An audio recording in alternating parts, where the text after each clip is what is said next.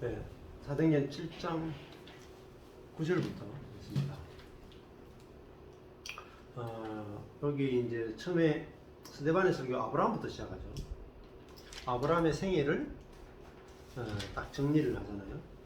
그래서 아브라함, 이삭, 야곱까지 12 조상을 낳는 이야기까지 딱 한 사람의 생애를 이렇게 간략하게 정리를 하죠. 그때 그 정리하는데 그냥 정리하는 게 아니라 이제 하나님의 관점에서 저 아브라함의 생애를 딱 정리를 한단 말이에요. 이게 단순하고 쉬울 것 같지만 우리가 보는 관점하고 참 다르다는 거죠. 아브라함의 생애를 요약해 보세요. 이렇게 말하면은 요약했는 글을 읽어보면은 하나님 중심으로 쓰는지 사람 중심으로 쓰는지가 딱 드러난단 말이에요. 네.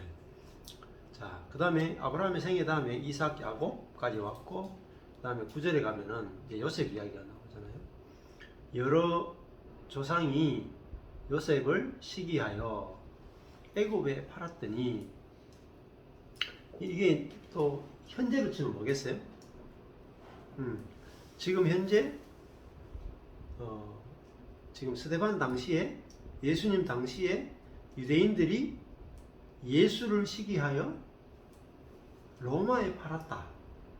똑같죠? 역사는 반복된다는 말이 있어요.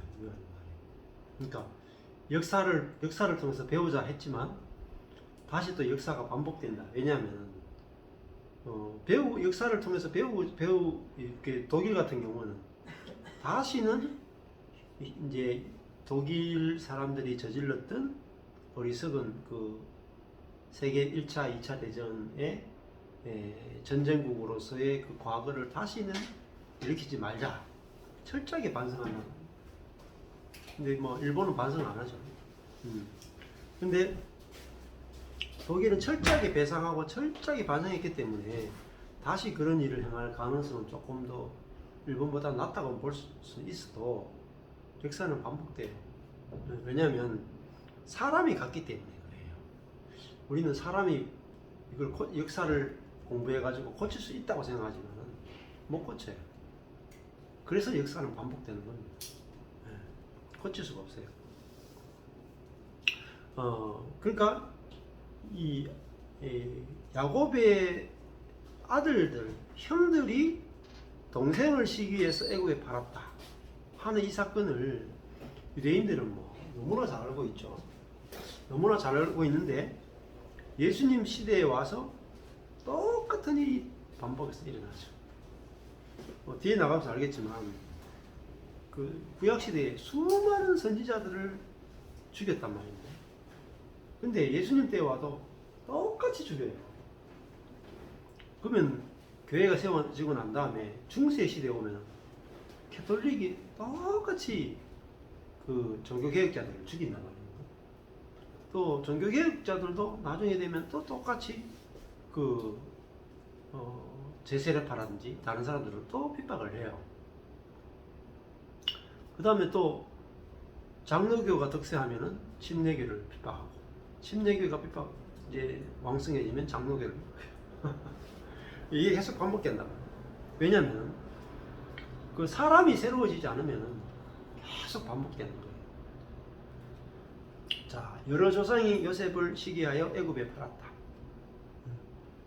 똑같이 유대인들이 예수를 시기해서 로마에 팔았다. 똑같죠.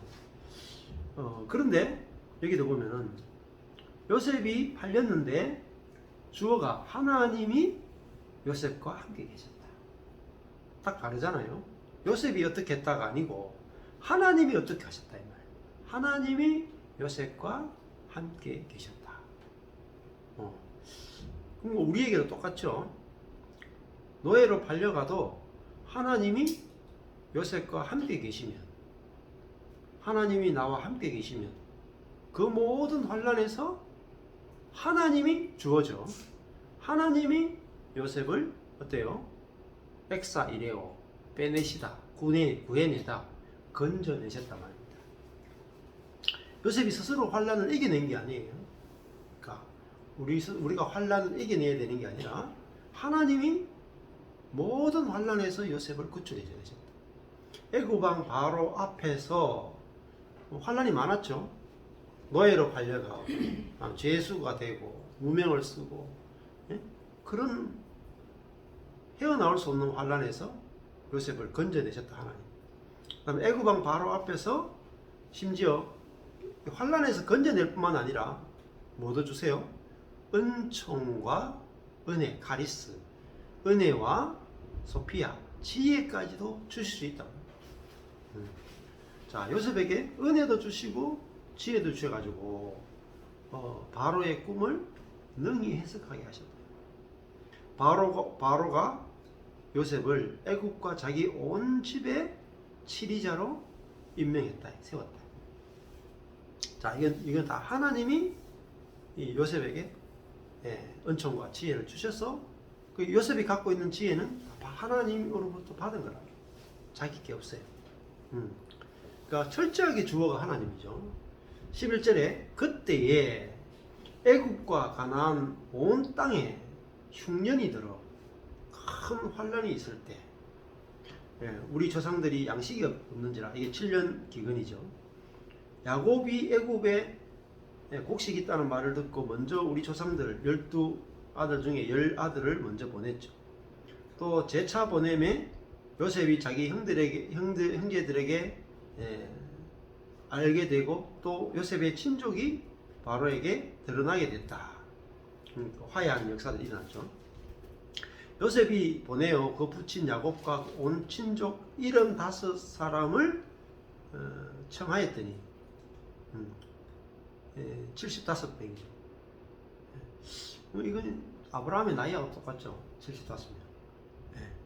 야곱이 애굽으로 내려가 자기와 우리 조상들이 거기서 죽고, 그 다음에 7장 16절에 세겜으로 옮기워 아브라함이 세겜 하몰의 자손에게서 은으로 값주고 산 무덤, 아까 전에 그 하나님 약속한 땅 중에서 그 무덤밖에 없다 그랬죠. 막벨라 무덤에 장사가 되었습니다.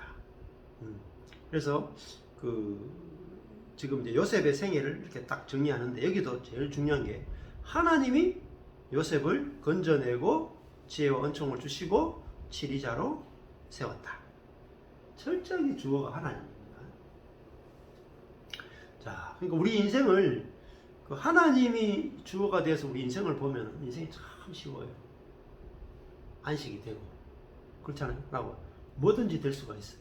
하나님이 원하시면은, 하나님이 원하시는 것은 무엇이든 될 수 있어요. 내가 원하는 건 안 되지만은, 그렇잖아요. 요셉도 사실은 총리가 되고자 하는 꿈과 비전을 가진 적이 한 번도 없어요. 근데 되잖아요. 아브라함도 열국의 아비가 되겠다, 비전을 가진 적이 없어요. 근데 되잖아요. 그러니까 우리 인생이 하나님의 은혜의 손에 달렸구나, 이걸 이제 보는 것이 되게 중요합니다. 자, 7장 17절에 하나님이 아브라함에게 약속하신 때가 가까웠다, 이제 이르렀단 말입니다. 엔기조 하는 말은 가까이 왔다, 옆에 있단 말이에요. 자, 하나님이 약속하신 때가 가까우면 이스라엘 백성이 애굽에서 번성했다. 400년이잖아요. 400년 동안 노예 생활할 거라고 했잖아요. 많아졌더니 요셉을 알지 못하는 세임금이 애굽 왕위에 오르매 그가 우리 족속에게 괴계를 써서 조상들을 괴롭게 하여 그 어린 아이들을 내어버려 살지 못하게 했다. 자, 얼마나 심한 고난입니까? 남자아이가 태어나면 다 죽였다. 그러니까 하나님을 믿는 백성인데도 이런 상상할 수 없는 고난을 당하죠. 근데 이 고난이 없이는 어때요? 400년 동안 있던 그 사람들이 나오려고 하진 않겠죠. 그렇잖아요. 그러니까 고난이라 하는 것은 사실은 세계를 옮기기 위해서 필요한 거예요. 아브라함도 갈대아 우르에서 나올 때 거기서 아기를 낳을 수 있었다면 절대 안 나왔을 거예요. 그래서 히브리라는 뜻은 강을 건넜다라는 뜻이에요. 히브리 민족이라는 강을 건넜다. 그러면 강을 건너려면 강 이쪽 세계와 저쪽 세계가 다르죠. 그 전라도와 경상도를 가로지르는 섬진강 줄기 따라 화개장. 섬진강이 뭐냐? 전라도와 경상도를 가로지르는 강이 섬진강이야. 그러니까 섬진강 하나 두고 세계가 바뀌잖아요. 그렇죠? 그것처럼 그 위에도 뭐 북한과 남한을 가로지는 임진강, 북한과 남한을 또 가로지는 게 있죠. 그것처럼 강이라 하는 것은 죽음을 상징하고, 죽음이라 하는 것은 또 고난을 상징하고, 그것은 우리의 세계를 바꾸는 거예요. 내가 이쪽 세계에서 고난이 너무 심하면 강을 건너 저로 넘어간단 말이에요. 이번에도 어제도 그런 일이 있었죠. 그 이제 미군 병사가 갑자기 그 갔다가 구경하다가 그 뭐죠? 평화의 집인가? 그거 가가지고 북한으로 넘어가 버렸죠. 갑자기 하하하 웃더니 북한으로 넘어가 버렸어. 왜 넘어갔냐고 물어보니까 여기서 폭력 사건을 저질러가지고 북한에 넘어가면 어때요? 치유의 법권이잖아요. 이쪽에서 넘어가 보면 법에 저쪽으로 안 갔잖아. 그래서 북한으로 넘어갔어요. 네. 근데 북한에 넘어가면 잘 살 거라고 생각해서 넘어갔는데 물론 북한에 넘어가면 아주 융성한 대접을 받을 거예요. 미국 사람이 야 북한을 동경해서 넘어올 정도니까 미 제국 앞잡이 미국이 얼마나 이거 힘든 동네냐. 그걸 선전하기에는 최고 좋은 사람이 미군 병사 아니에요. 그러니까 북한에서는 막 아주 융성한 대접을 받겠죠. 그렇긴 해. 아까 그 경계 하나 넘는 거 따라가 세계가 달라지나. 이쪽에서는 폭력 전과, 이쪽에 가면 영웅.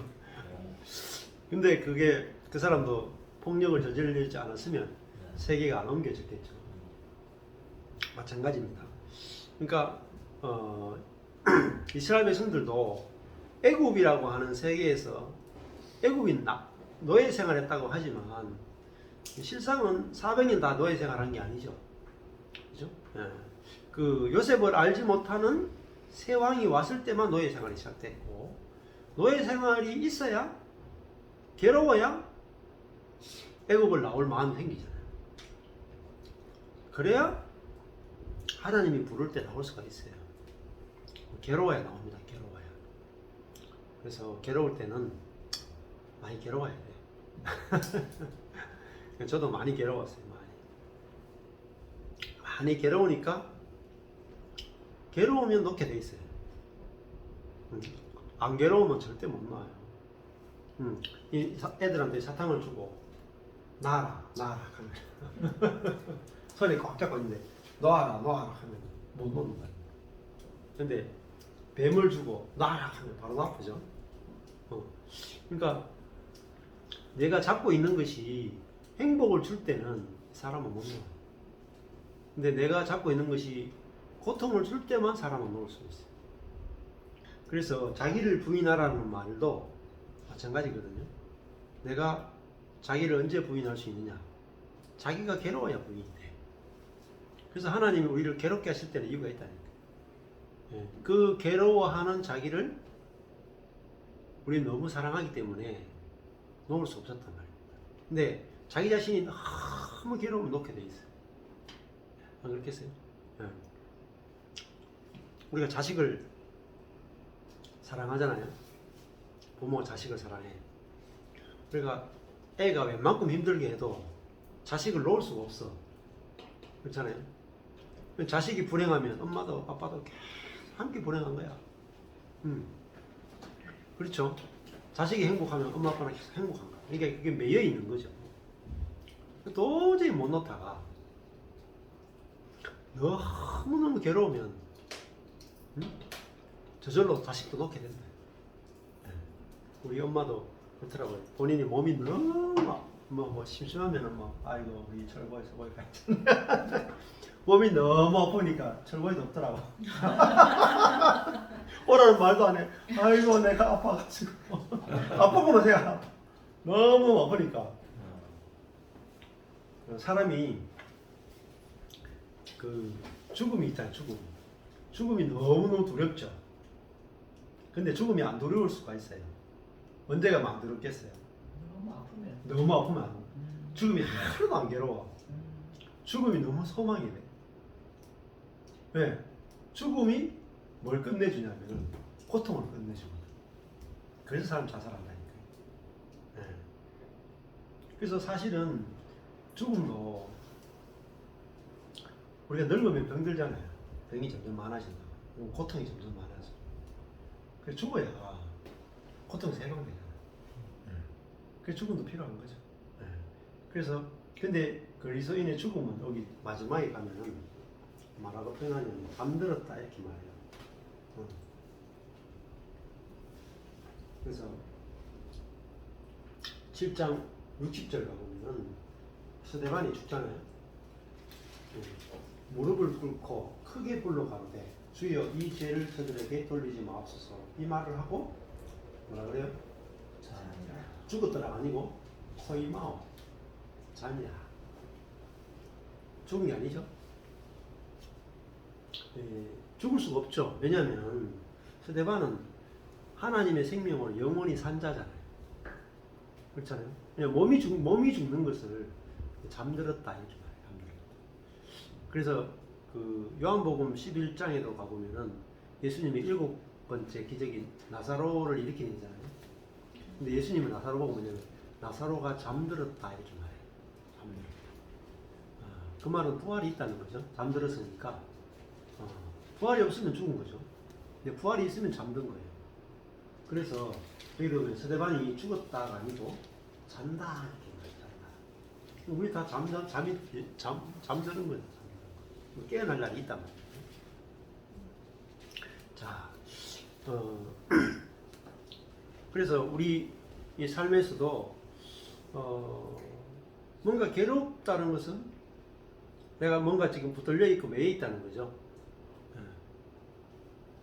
뭔가 이렇게 자아에 붙들려 있고 매여 있으면 아주 괴롭단 말이에요, 인생이. 근데 괴로워야 이게 자아구나 알 수 있고 그걸 버리게 돼요. 그래도 목회도 마찬가지예요. 목회도 너무 목회가 괴로우니까 목회도 버리게 되죠. 제 인생도 너무 괴로우니까 제 인생도 버리게 되고 또 모든 것에 대해서도 이렇게 버려지는 거죠. 자, 버려지게 되면 이제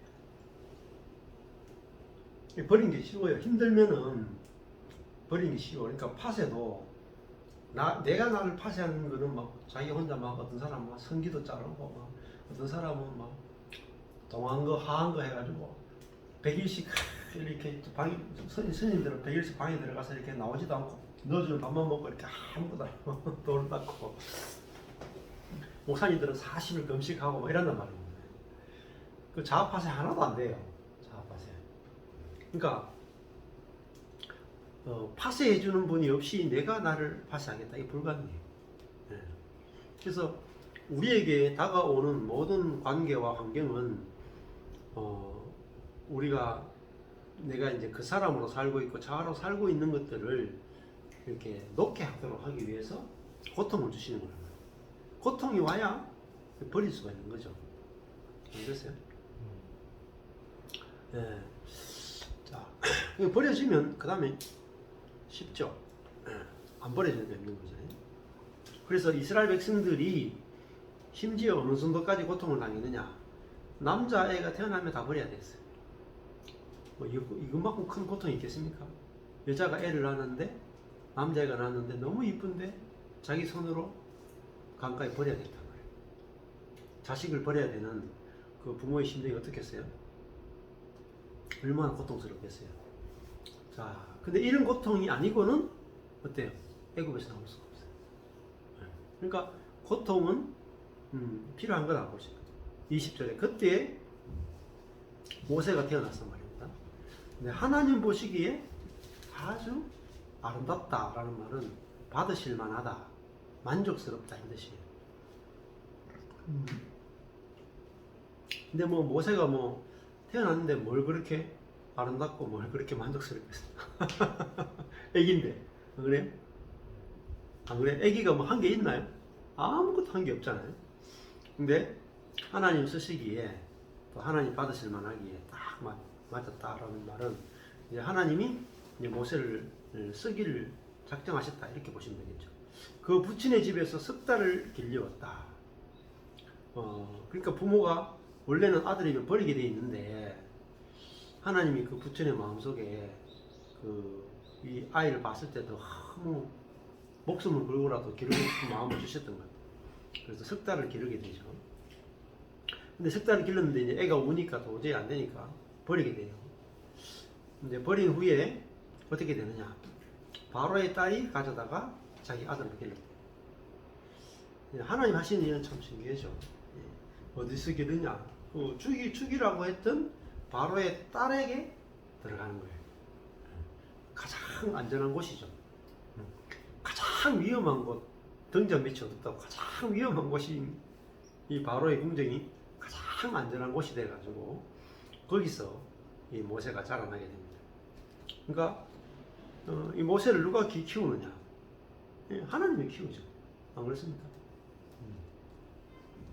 이 성경을 읽어보면 부모가 자식을 키우는 게 아니라는 걸 확실하게 알 수 있어요. 부모가 자식을 키울 수가 없어요. 우리는 뭐 자녀를 양육을 잘하면 애가 어떻게 된다 저렇게 된다 이런 이야기를 참 많이 하잖아요. 근데 보세요. 모세 이거 뭐 부모가 제대로 키웠나요? 바로의 딸 밑에 들어가서 자라잖아요. 그리고 뭐 요셉 같은 경우에는 노예로 팔려가지고 노예로 죄수로 살잖아요. 그런데 하나님의 손이 그걸 쓰시잖아요. 지금 모세도 마찬가지죠. 부모가 이 모세를 잘 뭐 30년을 키워서 그걸 잘 부모가 양육을 신앙으로 여러 가지로 잘 했더니 하나님이 기뻐하셔가지고 모세 쓰셨다. 이런 이야기가 없죠. 부모는 애를 키운 게 석 달밖에 안 돼요. 나중에 뭐 유모로서 젖을먹이로 가고 이런 과정이 있었지만은 그것도 다 하나님이 하게 하신 것이고 결국은 사람을 키우는 것은 하나님이시다 이렇게 볼 수가 있죠. 그래서 자녀를 키울 때도 내가 우리 자녀를 키우는 게 아니라 하나님의 손에 달렸다 아셔야 돼요. 하나님의 손에. 아무리 몸부림쳐도 안 돼요. 확실하게 아셔야 돼요. 이삭이 누구를 사랑했어요? 아들 중에 이삭이 리브가 사랑했지만 아들 중에는 에서를 사랑했어요. 이삭이 에서를 아무리 사랑하고 침을 바르고 기도를 전하고 해도 소용없어. 버림받았다. 하나님은 뭐라 그랬어요? 내가 큰 자가 어린 자를 섬기리라. 그러면은 그만큼 하나님 이야기했으면 이삭이 좀 알아듣고 큰 자가 어린 자를 섬기니까 하나님께서 어린 자를 통해서 일하시겠구나 이렇게 알고 따라가면 이삭의 인생이 쉬울 텐데 그게 사람의 욕심이 그렇게 안 되잖아요. 그러니까 이삭은 장자가 너무 이쁘고 또 이삭이 너무 사냥꾼이라서 너무 사냥도 잘하고 능력도 있고 똑똑하고 아빠 마음에 흡족하게 맛있는 음식으로 갖다 주지 이러니까 사랑하지 않을 수가 없어요. 그냥 보기만 하면 사랑하잖아. 근데 야곱을 딱 보니까 제 자식 저거는 엄마 치마자락이 저거는 뭐 사냥도 못하고 어디 쓸모도 별로 없고 별로 그렇게 마음에 안 들어. 제 얘기하는 거죠. 응? 제 얘기하는 거죠. 근데 하나님의 결정은 누구의 시냐? 야곱의 시다. 그러니까 우리 인생이 험한 인생이 되는 게 딴 게 아니더라고요. 내가 고집을 피우니까 그 영역에서 내가 정말 힘든 거야. 그냥 하나님이 동생을 세웠구나 이러면 되는데 그게 안 된단 말이에요. 그게 되는 건 결국 성령으로밖에 안 돼요. 성령으로. 그래서 성령이 필요하단 말이에요. 성령이 없이는 하나님의 뜻을 못 따라가요. 여기도 보면은 지금 스데반이 성령이 충만해서 하나님의 역사가 일어나고 기적을 행하고 하나님 말씀을 선포하는데 유대인들이 못 받아들이잖아요. 자기 어떤 이성을 가지고 받아들일 수가 없죠.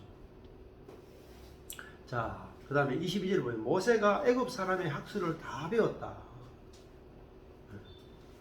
그 말과 행사가 능하더라. 자, 그러니까 모세가 나중에 80살 돼가지고는 나는 마을의 어눌한 자입니다. 근데 실제로 모세를 보세요. 40살까지 애굽의 학술을 철학을 다 배워가지고 말도 능하고 일도 능했다. 그러니까 엄청난 능력을 다 갖췄어요. 애굽 최고의 공부를 다 하고 응? 능력을 다 갖췄다. 나이가 몇 살이냐? 40이. 정말 일하기 정말 좋은 다. 모든 능력과 지혜와 학식과 지위와 뭐 권력을 다 갖고 있는 나이잖아요. 하나님을 위해서 헌신하기 정말 좋은 때라. 최고의 때라. 근데 그 형제 이스라엘 자손을 돌아볼 생각이 났다. 그러니까 자기가 하나님을 위해서 일할 수 있는 최고의 나이니까 거기에다가 이스라엘 자손을 돌아볼 생각까지 가지고 있으니까 얼마나 더 하나님 일하기 좋아요. 맞죠? 딱 좋은 거야. 한 사람의 원통한 일 당함을 보고 그를 보호하고 방어해가지고 압제받는 자를 위해서 자기 민족 형제 이스라엘 백성을 위해서 원수를 갚아서 애굽 사람을 쳐주겠다. 얼마나 좀 선한 사람이고 의리가 있는 사람이고 자기 백성을 사랑하는 사람이고 하나님 나라를 위해서 일할 수 있게 딱 좋은 사람이에요. 그런데 저는 그 형제들이 하나님께서 자기의 손을 빌어 구원하여 주시는 것을 깨달아야 되라고 생각했다. 근데 저희가 어떻게 됐어요? 깨닫지 못하더라. 여기서 무슨 이야기 하냐면 모세가 예수님과 똑같단 말입니다. 그죠? 예표잖아요, 모세가. 그래서 자기 백성을 구원하기 위해서 자기의 지위를 버리고 그 압제받는 이스라엘 백성을 구원하기 위해서 애굽 사람을 죽였는데 그들은 정말 이 모세가 자기들을 구원해 주는 구원자라고 깨닫지 못했다.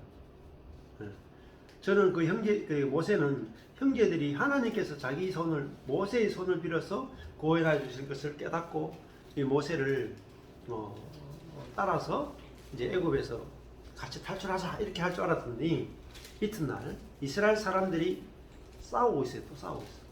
모세가 와서 화목시키려고 에이렌에 평화시키려고 가로되 너희는 형제라 어찌 서로 해하느냐 어찌 서로 잘못을 행하느냐 하니 그 동물을 해하는 사람이 모세를 밀더려 누가 너를 관원과 재판장으로 우리 위에 세웠느냐. 절대로 너를 우리가 사사로 또 혹은 선지자로 왕으로 받을 수 없다. 네가 어제 애굽 사람을 죽인 것 같이 또 나를 죽이느냐 하니 모세가 이 말을 인하여 도주하여 미디안 땅에서 나그네 되어 거기서 아들 둘을 낳았다. 결국은 여기도 보면은 자기를 구원하려고 하는 모세를 거절하죠. 맞죠? 그러니까 하나님의 백성의 공식이 있어요. 선지자를 죽인다. 진실을 이야기하면 죽인다. 이게 구약 때부터 계속 되는 공식이에요. 조금 전에도 그죠? 요셉을 팔았죠. 자기들 요셉이 나중에 기근 때 자기를 구원하잖아요. 자기를 구원할 요셉을 팔았던 그들이 다시 지금 모세 때에 와서 모세를 또 거절했죠. 지금 그 이야기를 하고 있는 거예요. 자, 우리 이 이스라엘의 최고의 구원자가 누구냐? 요셉이 아니냐? 근데 우리 조상들 요셉을 팔았지 않느냐? 또 우리의 구원자인 모세가 우리를 구원해 주려고 했을 때 우리가 싫어해서 그를 광야로 내쫓지 않았느냐? 이게 뭐냐? 인간의 죄성이고 타락성이라는 거죠. 그래서 40년을 이스라엘을 구원하려고 했던 이 사람을 40년 동안 광야로 내쫓아서 아무 일도 못하게 만들었다. 자, 그런데 7장 30절에 40년이 참에 충만함에 하나님 때가 이르렀다는 말입니다. 40년. 천사가 시내산 광야 가시나무 떨기 불꽃 가운데서 그에게 보여졌다. 이제 하나님이 모세를 찾아오시는 거죠. 모세가 이 광경을 보고 비 여겨 알아보려고 가까이 가니 주의 소리가 있어 나는 내 조상의 하나님 즉 아브라함과 이삭과 야곱의 하나님이로다 하네. 모세가 무서워 감히 알아보지 못한다. 모세가 너무 하나님을 만나니까 너무 무서웠대. 주께서 가라사대 내 발에 신을 벗으라. 너 섰는 곳은 거룩한 땅이다. 내 백성이 애굽에서 괴로움 받음을 내가 정령히 보고 그 탄식하는 소리를 듣고 저희를 구원하려고 내려왔다. 하나님을 만나게 되면 신을 벗죠. 신을 벗는 게 뭐냐면 사실은 노예들은 신을 벗고 주인을 만나죠. 그렇잖아요. 그 신이라 하는 것은 내가 걸어온 길이 들어있고 그런 게 들어있죠. 근데 신을 벗는다는 것은 하나님 앞에서 나는 아무것도 아닌 자입니다. 노예에 불과합니다. 피조물에 불과합니다. 이게 신을 벗는 거죠. 그게 이제 하나님 앞에서 인간의 위치를 보여주는 거잖아요. 그래서 하나님을 만났으니까 그것이 거룩한 땅이 됐죠. 그리고 하나님은 이제 그 모세를 통해서 이제 일을 하시고 이제 일을 하기 원하는 거죠. 내 백성이 애굽에서 괴로움 당하는 것을 내가 정령히 보고 하는 말은 에이도 보고 이런 뜻이에요. 보고. 그러니까 히브리어로 헬라어로 두 번 같은 단어를 쓰면 최상급이 돼요. 정령히 보다는 말은 최상급으로 본단 말, 완전하게 본단 말. 그 탄식하는 소리를 듣고 저희를 구원하려고 내려갔다. 구원이 뭐예요, 그러면? 네, 출애굽의 구원이죠. 그러니까 구원이 그 노예로 살고 있는 상태에서 모든 고난과 모든 고난으로부터 해방시키는 걸 구원이라고 합니다. 그리고 애굽에서 건져내서 하나님 나라로 옮기는 것 그걸 구원이라고 해요. 그러니까 구원은 애굽에서 하나님 나라. 그러니까 나라가 바뀌는 거예요. 나라가 바뀐다는 것은 뭐겠어요? 왕이 바뀌는 거죠. 왕이. 애굽의 바로 왕의 통치를 받던 자가 이제 하나님의 통치를 받는 백성이 되는 거죠. 그게 구원이에요. 구원은 내 마음대로 산다는 게 아니라 왕이 바뀌는 거야. 왕이 바뀌는. 그리고 그 괴로움을 받는 사람이 모든 악과 모든 고난에서 해방되어서 이제는 이제 하나님의 통치를 받기 때문에 그 고난에서 해방되는 것을 구원이라고 합니다. 자, 단순히 여기서 말하는 구원이 죽어서 천국 가는 그런 구원이 아니죠. 출애굽을 생각해 보십시오. 아주 구체적입니다. 현실적이고 그들이 겪고 있던 모든 문제로부터 해방되어지고 그들이 진짜 하나님의 통치가 그대로 실현되는 그 세계로 들어가는 것을 구원이라고 한다. 구원이라고 하는 것은 하나님의 직접적인 통치를 받는 세계로 들어가는 것. 그게 하나님의 나라입니다. 그 하나님의 백성으로서 하나님의 통치 아래 들어가는 게 구원입니다.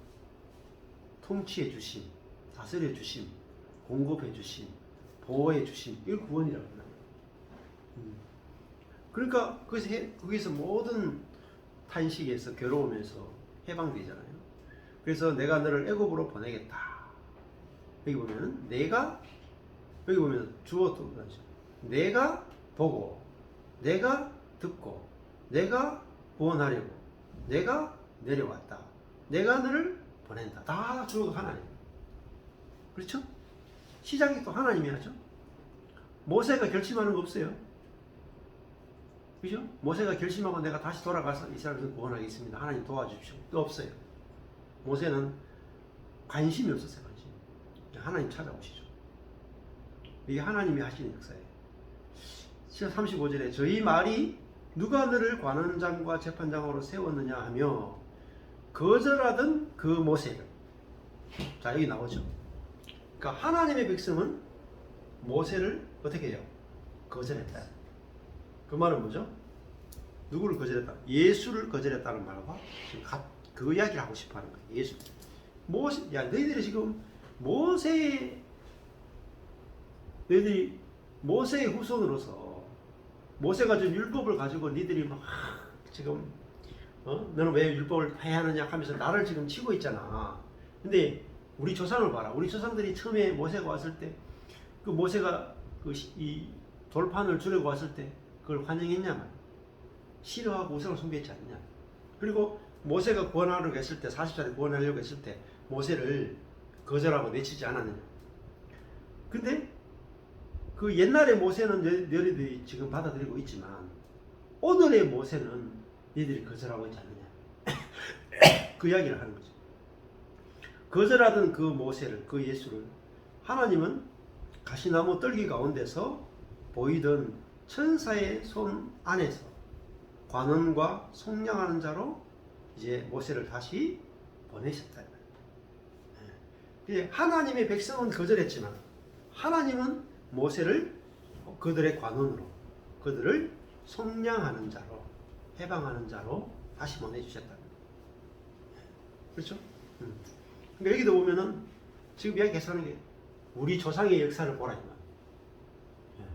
그러니까 스데반의 설교의 핵심이 뭐냐면 우리 이스라엘 백성이 하나님을 잘 섬기던 그런 백성이 아니다. 계속해서 하나님 보내신 선지자와 하나님 보내신 사람을 거절하고 하나님을 대적한 백성이 바로 우리 백성이다.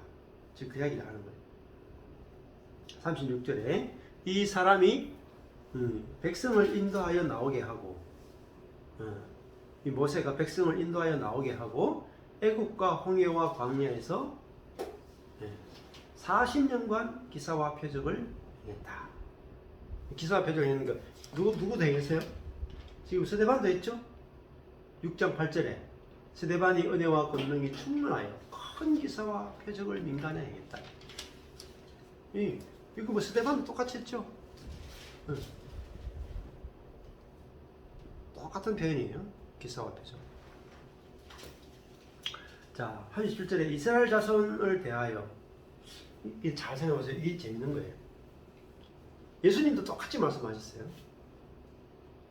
과거의 하나님은요, 우리 잘 섬겨요. 현재의 하나님은 대적해요.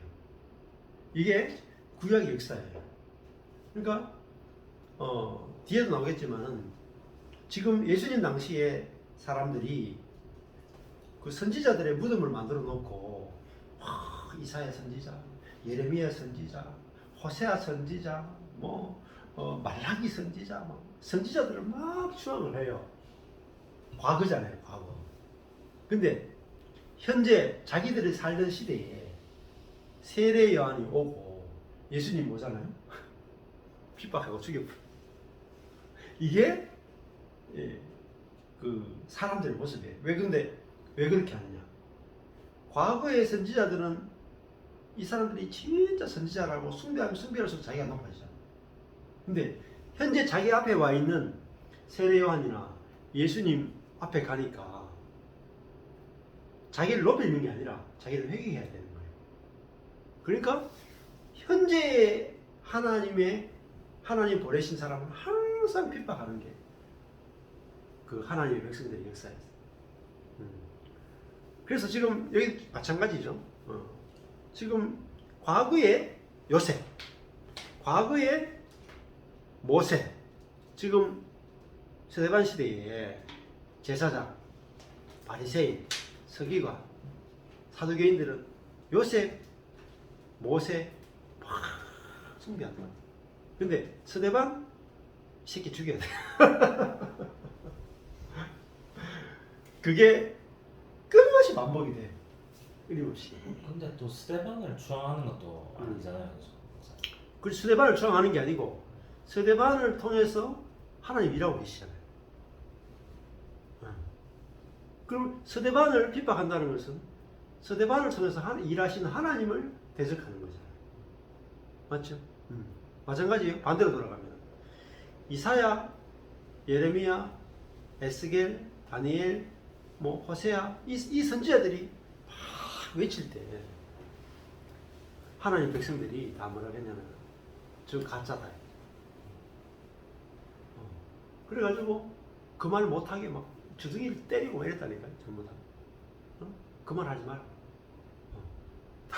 왜 그랬냐면 그 당시에 당대의 가짜 선지자들은 다 뭐라 했냐면 우리 북이스라엘과 남쪽 유다는 절대로 이방 사람들에 의해서 멸망당하지 않는다.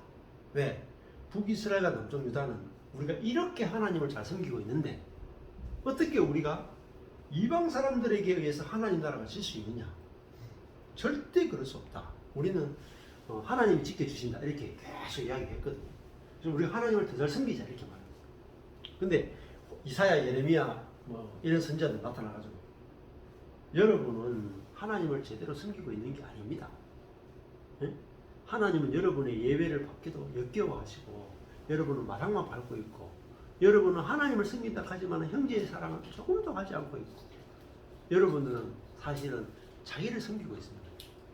그러면서 하나님이 아수르를 통해서 북이스라엘을 멸망시키고 바벨론을 통해서 남쪽 유다를 멸망시킬 겁니다. 이렇게 외쳤거든. 그러니까 막 어떻게 바벨론이 아수르가 하나님 나라를 멸망시킬 수 있느냐 하면서 그 선지자들을 엄청나게 비판했거든. 그러니까 가짜 선지자라고 몰아가지고 완전히 그냥 가난케 하고 힘들게 하고 어렵게 다 만들어놨어요. 그러다가 전쟁이 일어나가지고 다 죽잖아요. 죽고 그들이 바벨론의 포로로 끌려갔다가 돌아오게 돼요. 돌아오게 되면서 뭘 알게 됐어요? 진짜 선지자라고 생각했던 사람들은 다 가짜였고 가짜 선지자라고 생각했던 사람은 다 진짜였고 그래서 일이 다 벌어지고 나서 다 선지자가 예언했던 대로 다 이루어진 걸 보고 그 다음에 진짜 선지자 가짜 선지자를 가려내게 된 거예요. 그래서 가짜 선지자의 모든 말과 책들은 다 불태우고 예언이 이루어진 선지자들의 책만 다 모아놓은 것이 구약의 선지서예요. 그러니까 당대의 모든 선지자들은 다 가짜로 핍박을 받았어요. 근데 하나님은 그들의 글들만 다 남겨두신 거죠. 그래서 우리에게 온 것이 뭐냐면 선지서예요. 자, 그 이야기를 지금 스데반이 하고 있는 거예요. 지금 그 톤으로 하고 있고 예수님 나중에 사복음서도 읽으면 다 그 이야기예요. 자, 그래서 37절에 이스라엘 자손을 대하여 하나님이 너희 형제 가운데 나와 같은 선지자를 세우리라. 이게 모세가 했던 말이죠. 모세가 무슨 말 했느냐? 모세가 했던 말 중에 가장 중요한 말이 하나님이 너희 형제 가운데 나와 같은 모세와 같은 선지자를 세울 텐데 너희는 저의 말을 들어라. 너희는 선지자의 말을 들어라. 아무리 이렇게 부탁해도 지금 모세가 말했던 나와 같은 선지자가 누구예요? 예수님이죠. 예수님. 근데 안 읽는다. 들을 기가 없다. 38절에 시내산에서 말하던 그 천사와 및 우리 조상들과 함께 광야 교회에 있었고 또 생명의 도를 받아 우리에게 주던 자가 이 사람이라. 모세죠, 모세. 광야 교회에 있었고 생명의 도를 받아서 우리에게 주던 자가 이 바로 모세인데 우리 조상들이 모세에게 어떻게 했어요? 복종했어요, 안 했어요?